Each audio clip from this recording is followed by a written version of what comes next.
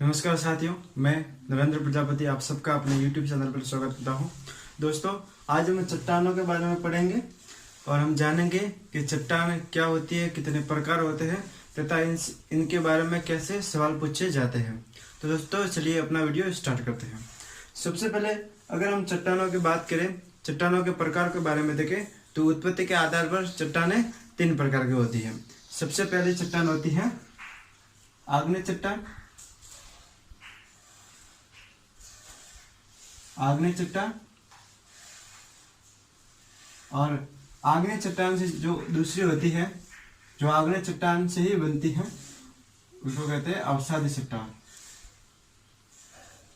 अवसादी चट्टान। और जो तीसरी चट्टान होती है वो होती है रूपांतरित चट्टान। रूपांतरित चट्टान, इसे रूपांतरित या कायांतरित चट्टान भी कहते हैं।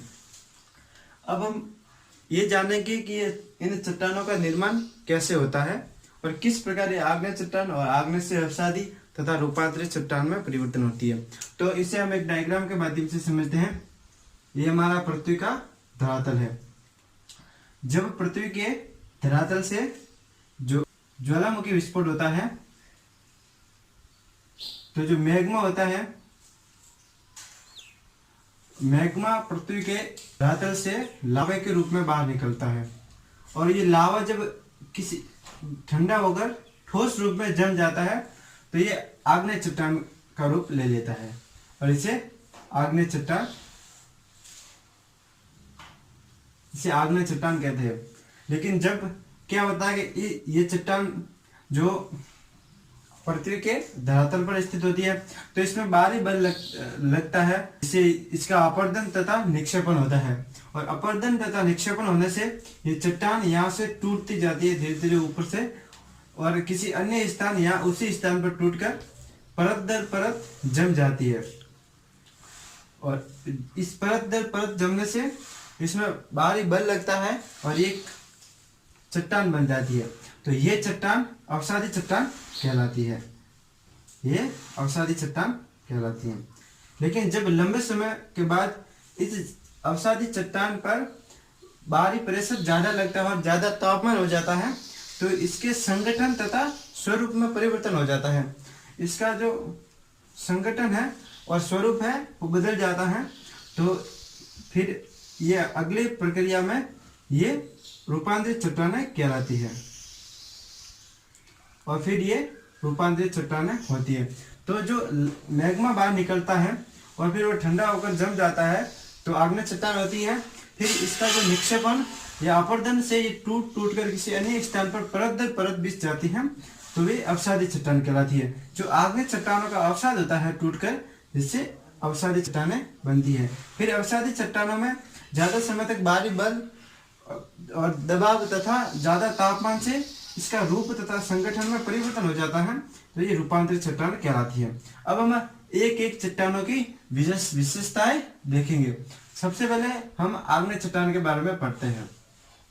तो आग्नेय चट्टान का निर्माण लावा से होता है और पृथ्वी के क्रस्ट का लगभग 95% भाग होता है जो आग्नेय चट्टान से निर्मित होता है।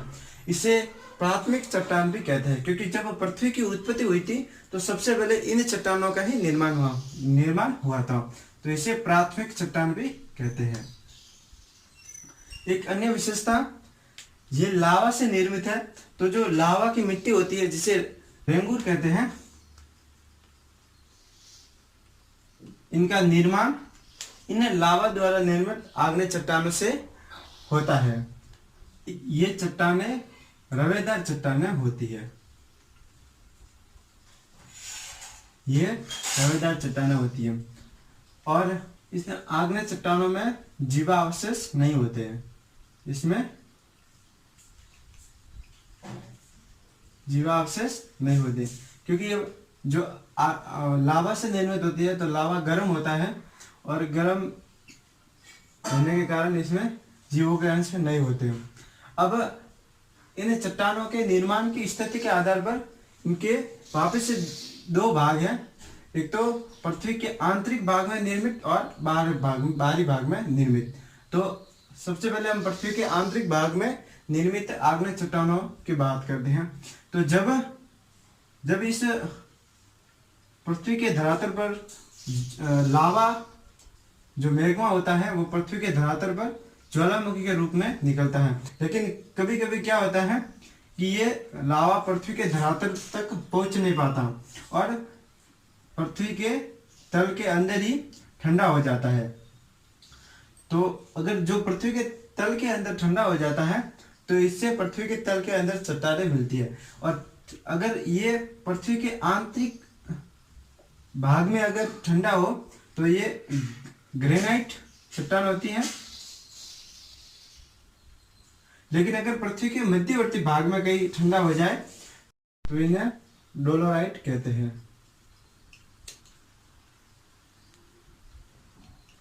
या मैग्नेटाइट। अब अगर ये चट्टान इस प्रकार निर्मित हो जाती है तो इसे लोपोलिथ ये लोपोलिथ श्रेणी की चट्टान होती है। और अगर ये इस प्रकार हो जाए तो इसे सील चट्टान कहते हैं।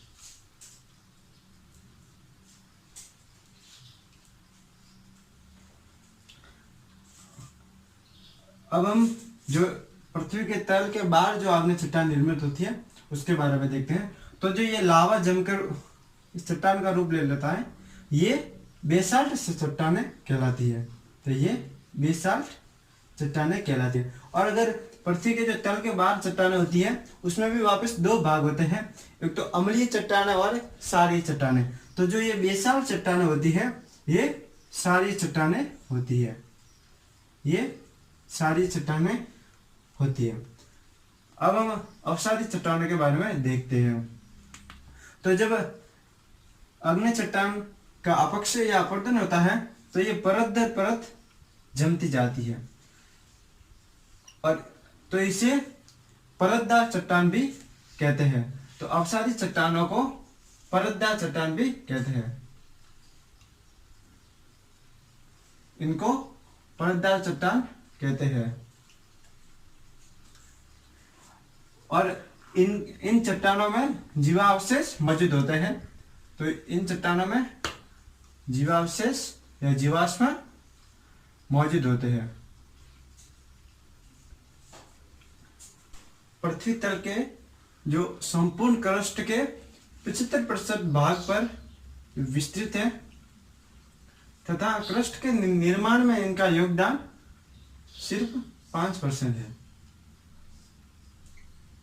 अब हम रूपांतरित चट्टानों के बारे में देखते हैं। तो अब हम रूपांतरित चट्टानों के बारे में देखते हैं।